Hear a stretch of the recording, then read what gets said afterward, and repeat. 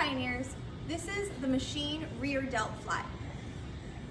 When I do this, it's important that these handles are about shoulder level because I'm going to be moving like this. I want to make sure that the weight is appropriate for me, so I move the pin to adjust by large increments, and I turn the knob to adjust by 5-pound increments.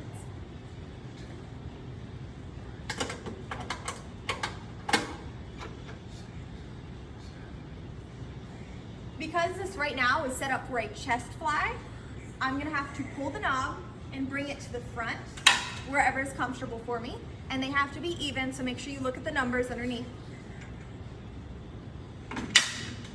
They are both set on 8.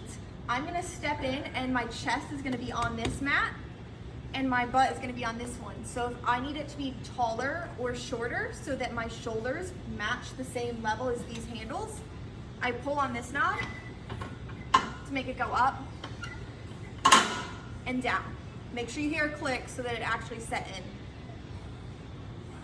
in. When I sit down, keep my chest on the mat, face forward when you do this, and I'm gonna swing out and come back to center with control.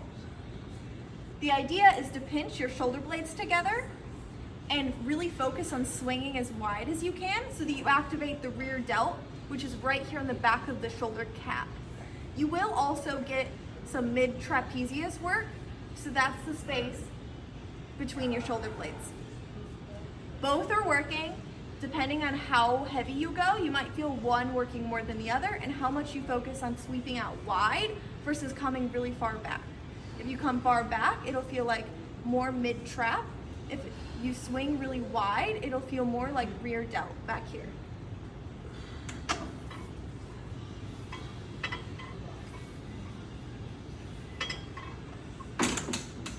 And that's the rear delt fly machine.